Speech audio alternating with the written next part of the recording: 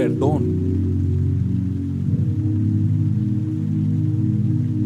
restauración, fe.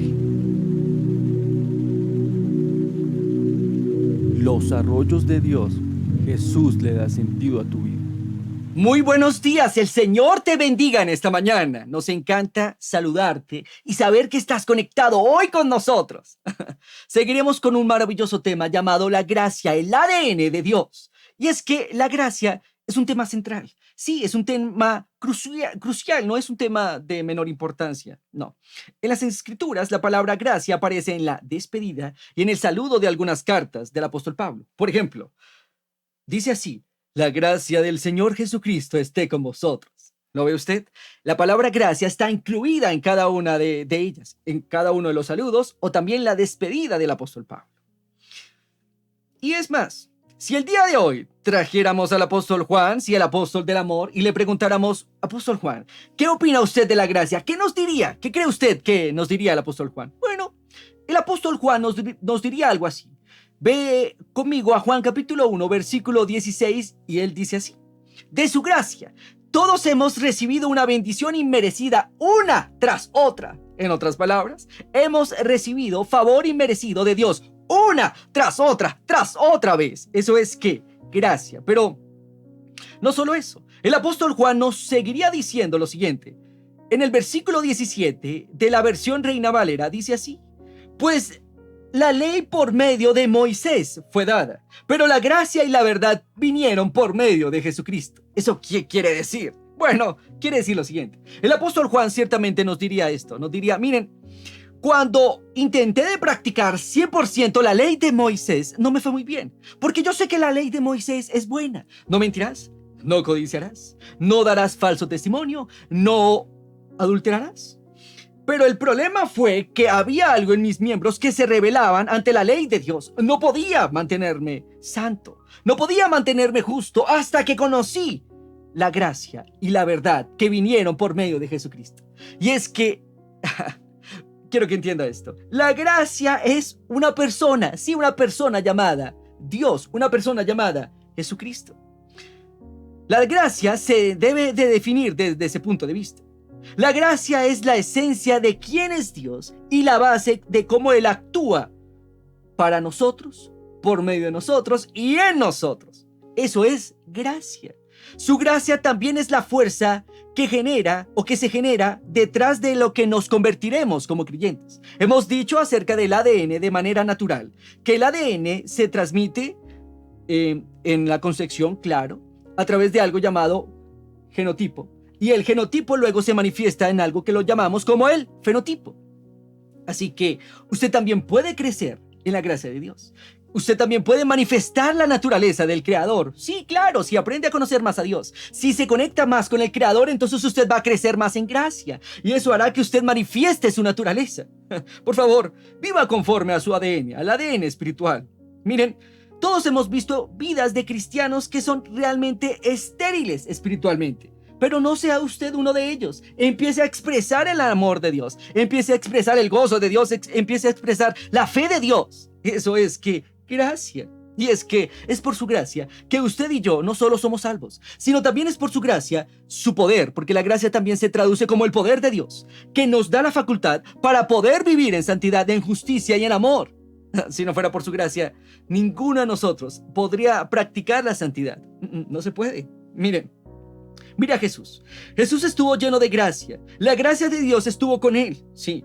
Pero aún así Jesús tuvo que enfrentar desafíos. Él tuvo que enfrentar presiones intensas, tentaciones. La gracia de Dios fue lo que le permitió atravesar por todo esto, pero sin pecar y también sin fracasar. ¿Por qué? Porque la gracia de Dios es el poder. Es el poder que nos sustenta a todos nosotros como creyentes. Es más, la palabra gracia viene del hebreo llamado chen, o sea, la palabra viene del vocablo chen. Este vocablo lo encontramos en Génesis capítulo 6, versículo 8. Un ejemplo de ello es Noé. La Biblia dice: pero Noé encontró gracia delante del Señor. ¿Lo ve usted? Chen denota favor, sobre todo cuando ese favor no es merecido. También expresa la idea de que alguien se inclina con amabilidad para bendecir a alguien menor de un menor rango o estatus. Eso fue lo que hizo Dios. Dios cuando vio a Noé, y claro, si usted mira las escrituras, Jesucristo dijo, y en los días donde venga el mismo Señor Jesús, habrán días malévolos, días malos, y los comparó a una generación. ¿La generación de qué? De Noé. Noé fue una generación depravada, pervertida, malvada, pero no obstante, un hombre halló gracia delante de los ojos de Dios. Halló el chen de Dios. Preguntémosle ahora al apóstol Pedro. ¿Qué nos diría el apóstol Pedro acerca de la gracia? ¿Qué podríamos decir entonces de la gracia? La gracia no significa que nunca cometeremos errores. Si usted mira la vida del apóstol Pedro, se dará cuenta que él cometió grandes errores. Así que la gracia no significa que no cometeremos errores. La gracia no significa que no vamos a enfrentar desafíos o luchas. No, más bien la gracia significa que Dios ha extendido su mano poderosa para obrar poderosamente en nosotros y darnos la victoria. Sí, si usted se aferra más a la gracia de Dios, usted va a tener victoria tras victoria tras victoria. Victoria sobre el pecado, victoria también sobre la debilidad o la flaqueza. Y es que por medio de su gracia es que Dios nos levanta. Recuerda al apóstol Pablo. El apóstol Pablo, la Biblia dice que le rogó a Dios diciéndole, Señor, por favor, Señor, quita de mí este aguijón. Y el Señor dijo, no, bástate de mi gracia. Mi poder se perfecciona en la debilidad. Así que tenemos el ejemplo del apóstol Juan. Tenemos el ejemplo del apóstol Pablo. Ahora tendremos el ejemplo del apóstol Pedro. ¿Qué dice el apóstol Pedro? El apóstol Pedro dice lo siguiente. En primera de Pedro, capítulo 4, versículo 10, dice así. Cada uno según el don que ha recibido, ministrelo a los demás, como buenos administradores de la multiforme gracia de Dios. ¿Lo ve usted? Para el apóstol Pedro, la gracia es multiforme. Y para esto le traje un ejemplo a colación. Hace poco tiempo leí sobre un grupo de 6 invidentes que fueron conducidos hacia un elefante. El experimento consistía en que cada uno de ellos tocara una parte del elefante y luego nos dieran la descripción, según ellos, de cómo sería un elefante. Cada uno de los hombres toca una parte diferente del animal y luego presentaron su debida descripción. El primer hombre tocó la cola del elefante y dijo, el elefante es como una soga. El segundo hombre examinó la pierna y dijo, el elefante es como un árbol. El tercer hombre sostuvo la trompa del elefante y luego dijo que un elefante es como una gran manguera de agua. El cuarto hombre pasó sus manos sobre el costado del elefante y dijo, el elefante es como una pared áspera. El quinto hombre palmó la oreja o tocó la oreja del elefante y dijo que el elefante es como una gran hoja flexible. Y por último, el sexto hombre, este hombre inspeccionó, detalló el colmillo del elefante y dijo que un elefante es como un tubo. Así que cada uno de estos hombres fue acertado al describir su encuentro, pero ninguno de ellos suministró una descripción exacta de lo que es un elefante. Tal vez algunos de ellos en el camino pudieron haber discutido, haber dicho, no, es que yo creo que el elefante es como una soga porque yo toqué como una soga. Otro pudo haber dicho, no, es que yo creo que el elefante es como un árbol porque yo lo toqué y parecía un árbol. Alguno de ellos tal vez se hubiera puesto a reír y hubiera dicho, ustedes están equivocados. El elefante es como una gran manguera de agua porque yo mismo palpé esa manguera. ¿Lo ve usted? Lo mismo pasa con la gracia. Muchas veces, al intentar de entender la gracia, olvidamos que la gracia es multiforme. Sí, multiforme. Miren, permítame darle otra descripción. Voy a hablar de 4 personas en cuatro diferentes puntos de su vida. Por ejemplo, una persona que estuvo profundamente en pecado y en las ataduras del mundo antes de tener un encuentro con Jesús, podría ver la gracia de Dios como su poder libertador y salvador. Esta persona habrá dicho como la gracia de Dios es el poder libertador y salvador, pues me salvó a mí. Bueno, otra persona que aceptó al Señor a su temprana edad y permitió que la palabra y el Espíritu Santo gobernara sus pasos, podría ver la gracia de Dios como una expresión de su poder guardador. Dios le guardó en cada momento de su vida. La tercera persona, una persona que fue llamada por Dios y estuvo realizando cierto ministerio, podría ver la gracia de Dios como su poder capacitador. La gracia me capacitó para hacer el ministerio.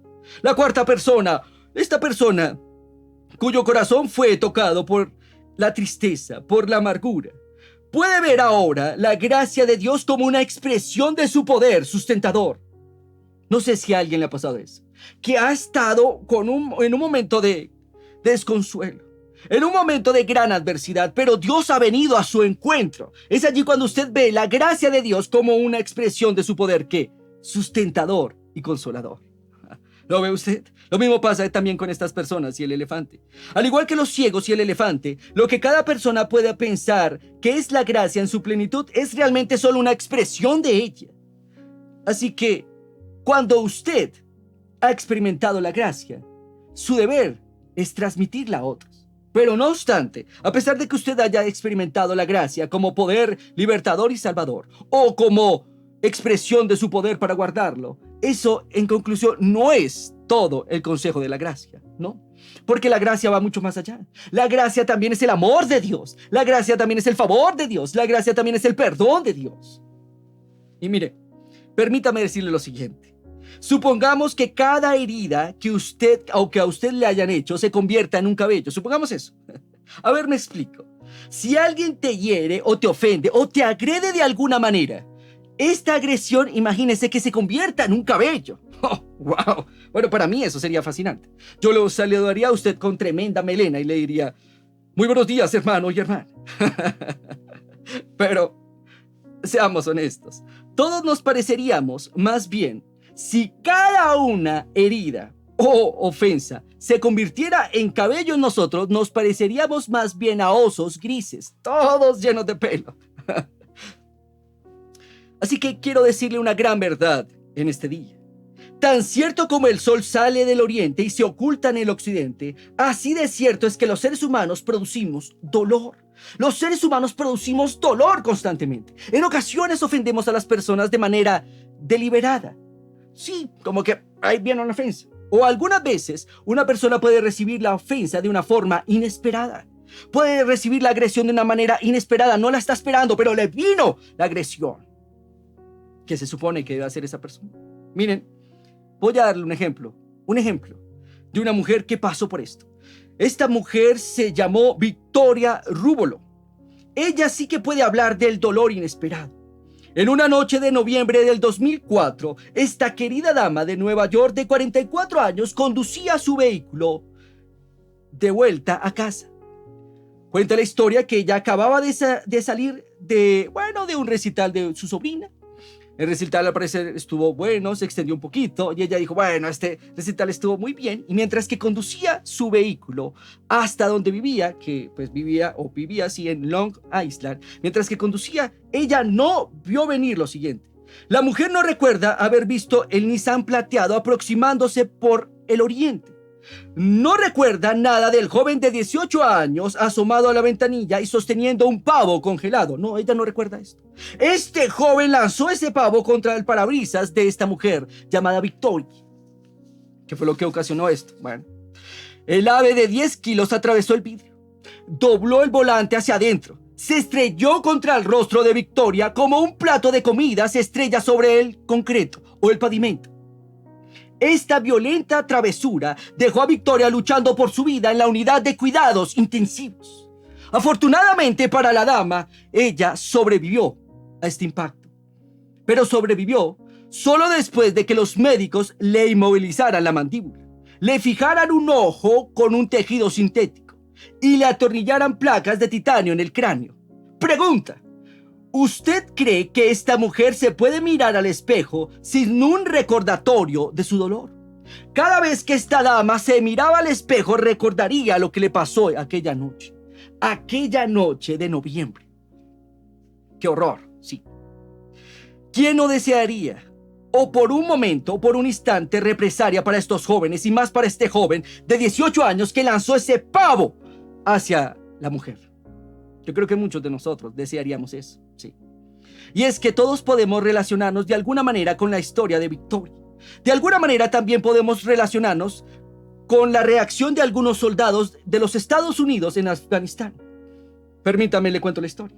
Un miembro del grupo, sí, del pelotón, un soldado, recibió una carta donde su novia rompía la relación, rompía el compromiso. Claro, este joven quedó devastado, quedó deshecho. Para colmo de males, su ahora exnovia le escribió lo siguiente: devuélveme por favor mi foto favorita, porque me gustaría usarla para mi fotografía de compromiso en el periódico de mi nación. Quiero que salga allí. ¡Wow! ¡Qué fuerte esto! Lo bueno fue que sus compañeros llegaron en defensa de este soldado. Sus compañeros fueron por todo el cuartel y recogieron todas las fotos de las novias de todos los otros soldados. Imagínase la cantidad de fotos que tenían ahora. Con esta cantidad de fotos llenaron toda una caja llena de zapatos.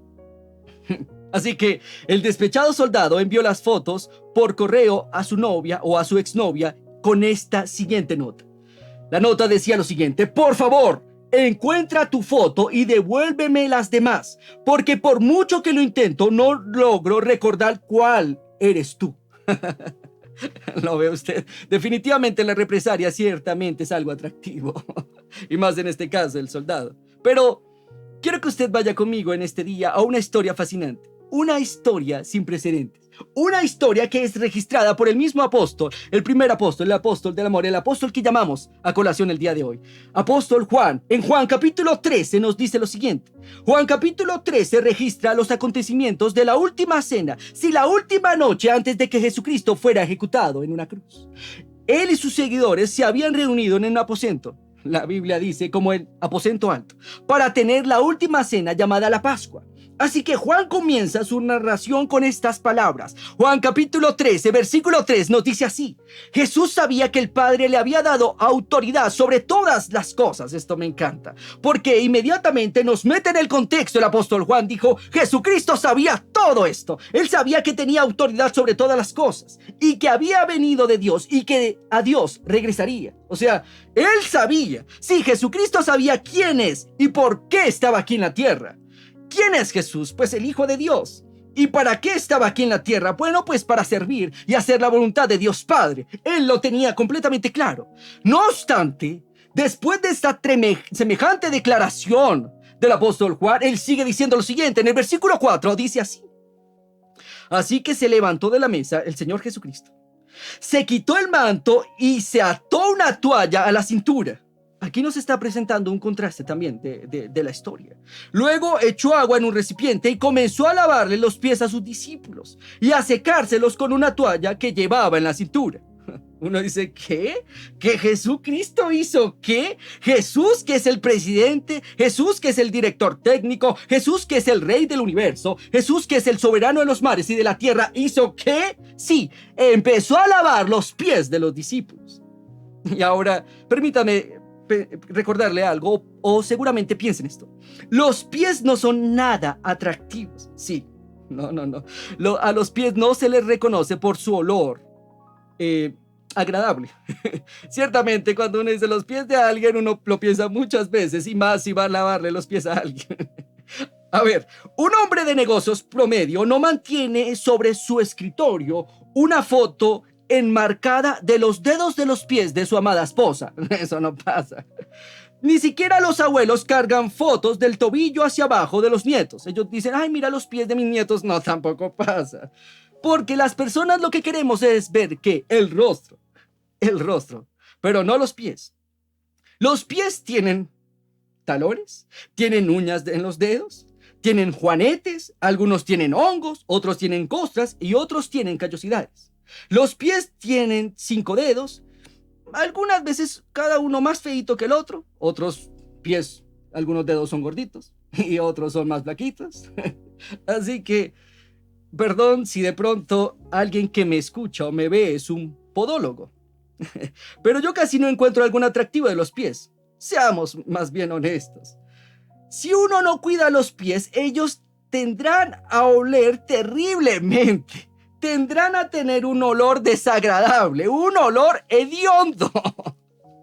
Y es que recuerdo muy bien cuando era niño acerca de esto. Recuerdo que cuando era niño, yendo para el colegio, me mojé. Bueno, era normal, no hay problema. Al poco tiempo, pues mis pies se secaron con ese sudor y usted entenderá que va a oler un pie así. Oh, Dios santo. Empecé a descubrir que algo empezó a oler mal. Pensé que era mi compañero. Pero luego me di cuenta, para mi sorpresa, que eran mis pies. Oh my God. Así que a esto voy con esta historia. Jesús tocó los malolientes y algunos feos pies de los discípulos.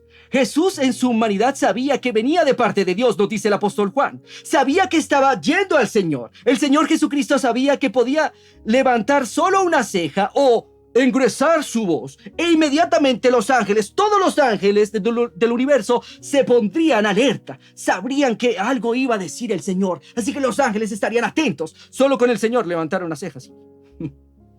Pero aún así, sabiendo que tenía toda la autoridad, decidió cambiar su posición por la de un siervo, por la de un sirviente. Se humilló hasta ponerse de rodillas y comenzó a frotar la mugre, el polvo, la suciedad de esos pies. Sí, de estos pies de los apóstoles, la suciedad que ellos habían recogido a lo largo del viaje.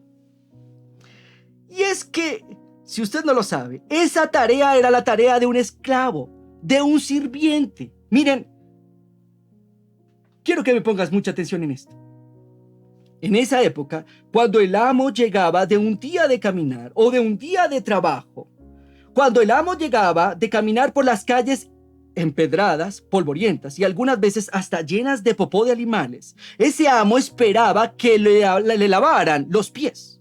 Así que el siervo de menor rango lo recibía en la puerta con una toalla y con agua. ¡Wow! Pero es que en el aposento alto no habían sirvientes. O bueno, no había algún tipo de sirviente. Tal vez había un cántaro de agua, claro que sí. Tal vez había un recipiente y una toalla, obvio.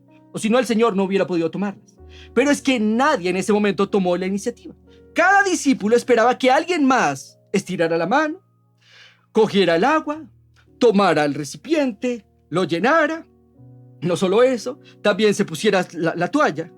Tal vez Pedro creería que Juan debería haber hecho ese trabajo, porque Juan era el más joven, ¿no?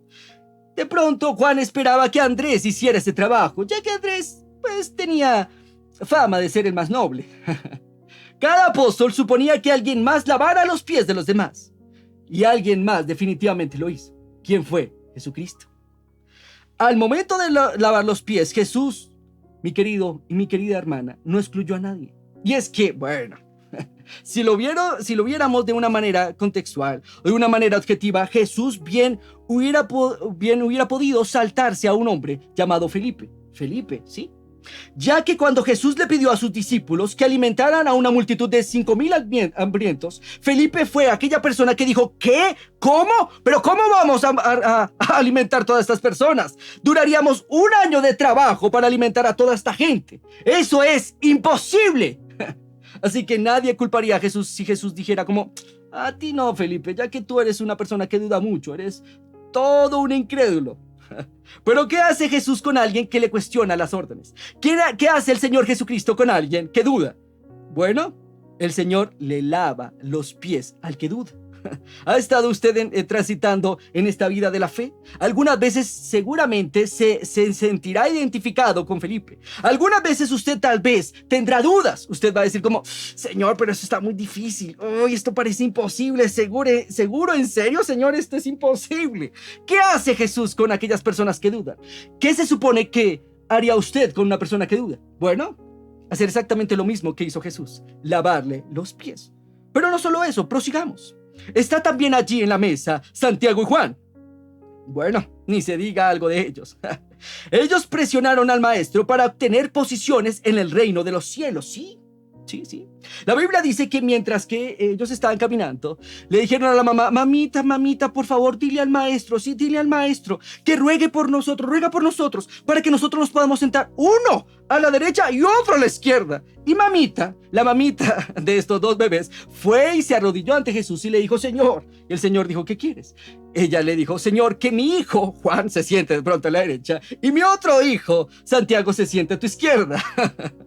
Así que, por lo tanto, ¿qué hace Jesús cuando las personas usan el reino de Dios para hacer promoción personal? ¿Ha visto usted últimamente a los apóstoles y a algunos de pronto profetas? ¡El apóstol Javier Castañeda! Promoción. Y algunas veces para esa promoción se requiere servicio. ¿Qué hace entonces Jesús con estas personas? ¿Qué hace Jesucristo con aquellas personas que buscan promoverse a manera personal? Bueno, el Señor deslizó su recipiente en dirección a ellos también, ¿sí?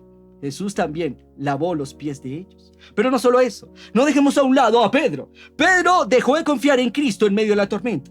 Pedro, además de eso, intentó de evitar que el maestro fuera a la cruz. Por otro lado, a las pocas horas, este discípulo maldijo el nombre de Jesús y posteriormente salió corriendo a esconderse. Oh, sí, Pedro. Pero no solo él. Es más, todos los 24 pies de los seguidores de Jesús saldrían corriendo pronto, dejando solo al Mesías frente a los acusadores. ¿Se habían preguntado alguna vez qué hace Dios con aquellos que incumplen promesas?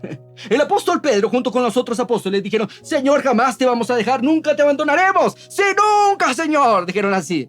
Cuando esa noche, el Señor Jesucristo fue apresado, todos salieron huyendo. ¿Qué hace Dios entonces con aquellos que incumplen promesas? Bueno, lo mismo que con los demás, le lava los pies. ¡Ja! Y ni mencionar a Judas. Oh, no, Judas no. No, ese traidor, ese hombre codicioso, ese hombre que vendió a Jesús al mejor postor a cambio de un puñado de monedas de plata. Sí, sin duda alguna, Cristo no le lavaría los pies a Judas. Es que Judas es el super, ultra, hiper, mega, archimacro, extra, recontra traidor de todos los tiempos. ¿Lavaría a Jesús los pies de un traidor? Es que, mi querido y mi querida hermana, la traición duele. Oh, sí. Y más cuando confías en esa persona, que tú digas como yo confío en él, yo confío en ella ciegamente y luego te traicione. Duele y duele mucho. ¿Qué hace nuestro Dios con los traidores? ¿Qué hizo el Señor? ¿Sabe lo que hizo Dios? Le lavó los pies. Sí. Así que sin lugar a dudas, Dios también espera que tú también hagas exactamente lo mismo. Que hagas lo mismo con aquellas personas que cuestionan las órdenes, con aquellas personas que dudan por todo, con aquellas personas que prometen. Oh, sí, hay gente que promete muchas cosas a Dios. Y dice: Señor, a partir de mañana voy a orar 3 veces al día como lo hizo Daniel. Oh, sí, a partir de ahora voy a meterme mucho contigo, voy a leer la Biblia, toda la Biblia en un año. Al mes solo se han leído por ahí unos 5 capítulos. Así que, ¿qué hace Dios con esas personas? Extiende su gracia, le lava los pies. Así que, sin lugar a dudas, Dios espera que tú también laves los pies de tu traidor, ¿sí? A ese despiadado, a ese malvado, lanzador de pavos congelados, Dios espera que tú le laves los pies. Quiero que el día de hoy hagas memoria de aquella persona que te ha causado demasiado dolor. Haz memoria, por favor, conmigo. Haz memoria en esta hora. A ese despiadado que te lanzó un pavo. Tal vez no literalmente, pero sí emocionalmente. Haz memoria conmigo. A ver, pregunta, ¿te duele? Si te duele es porque todavía hay una herida abierta allí en tu corazón. Así que, ¿qué espera Dios que hagas en este momento?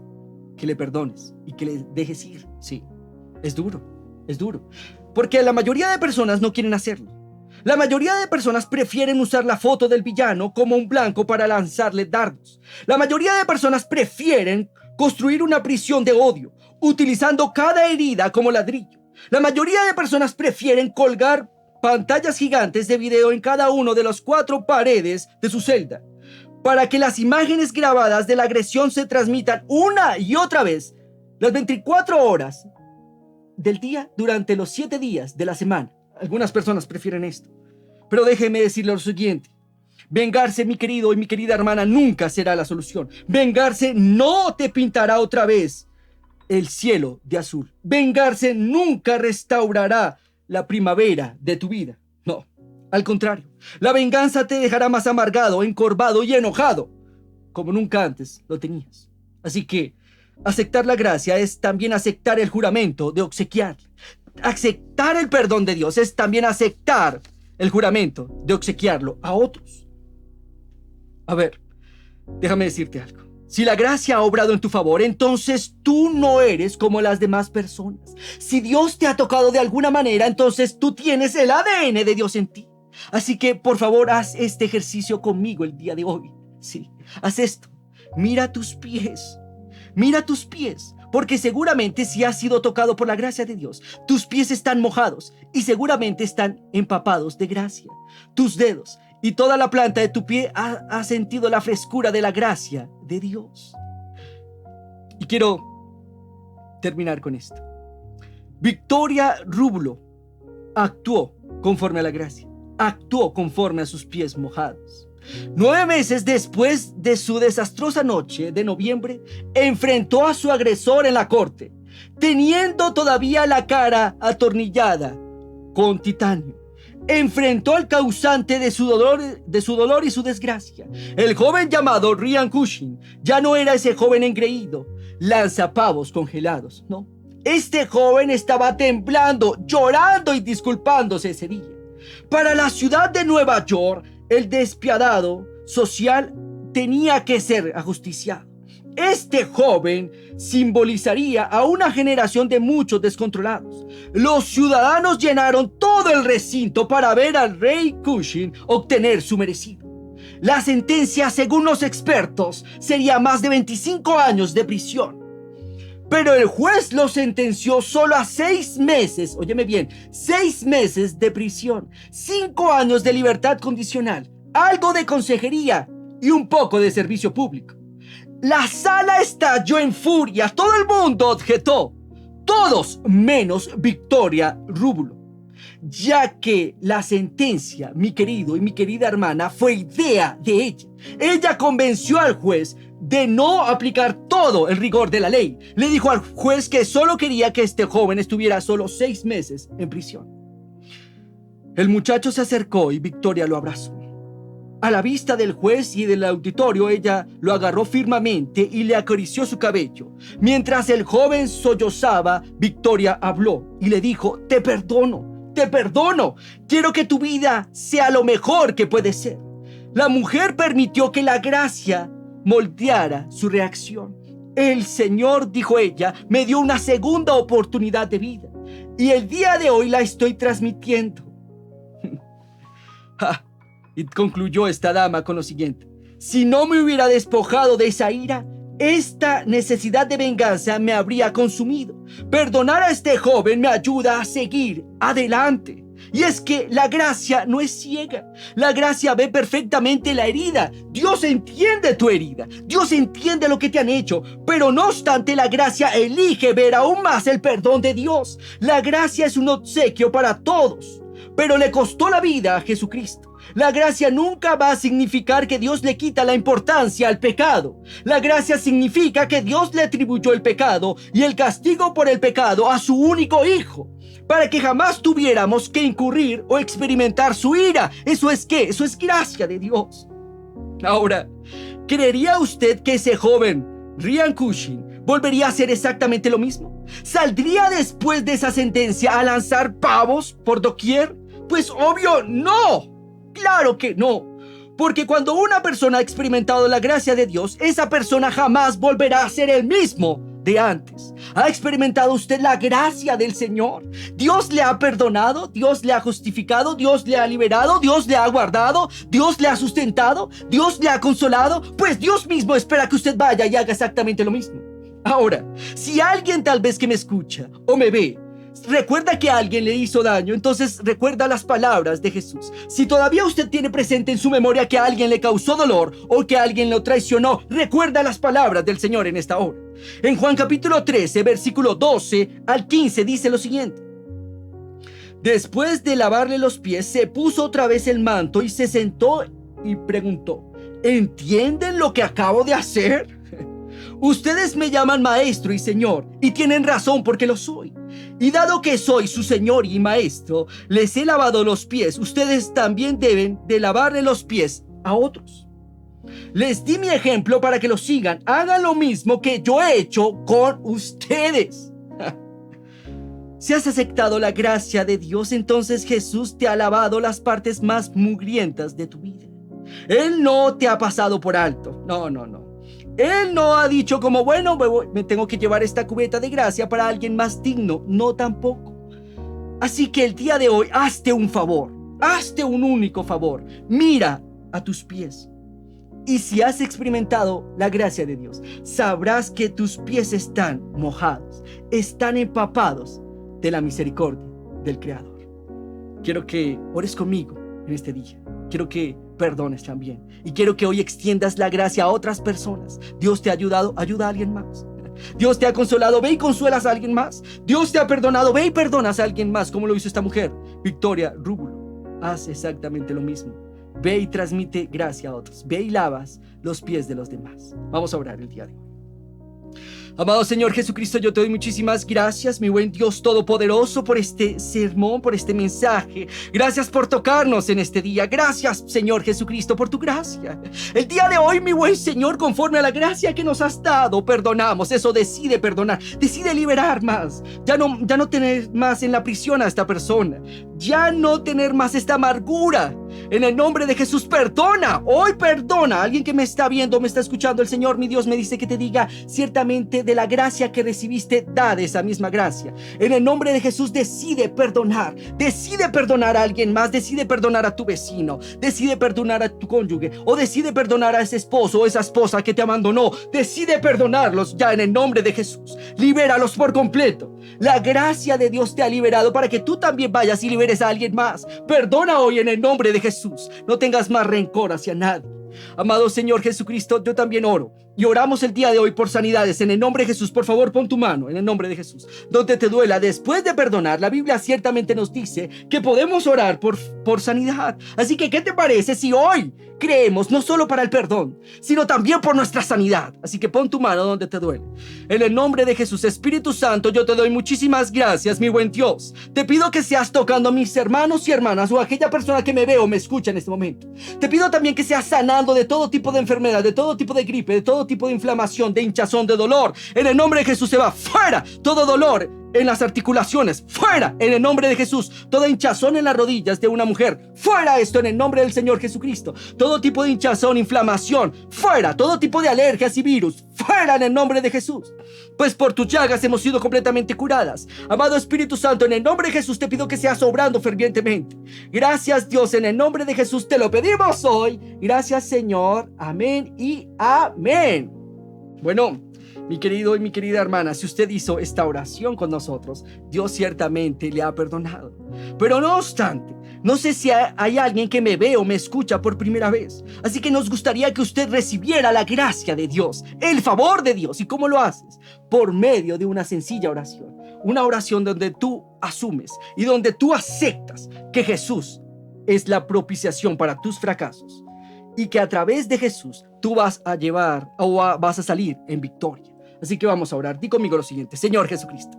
Eso, di conmigo: Señor Jesucristo, el día de hoy te acepto como mi Señor y Salvador. Acepto tu gracia en mi vida. Te pido, mi buen Señor, que entres a mi corazón. Hoy declaro, Señor, que creo que tú has muerto y has resucitado por mí, Señor. Y conforme a las Escrituras, el día de hoy recibo mi salvación. Gracias, Señor, porque hoy recibo mi perdón. Señor, hoy perdono y hoy recibo mi perdón también, Señor Jesucristo. Hoy decido perdonar, Señor Jesús. Y hoy decido aceptarte en mi corazón y en mi vida. Gracias, Señor y Dios. Amén y amén. Si hiciste esta oración, mi querido y mi querida, ahora eres un hijo o una hija de Dios. Ahora tienes el ADN de Dios en tu espíritu. Ve y deja que el Espíritu Santo obre por medio de ti. Ve y extiende tu mano de perdón a otras personas. Y recuerda, te amamos. Dios te ama y Jesús le da sentido a tu vida. Bendiciones.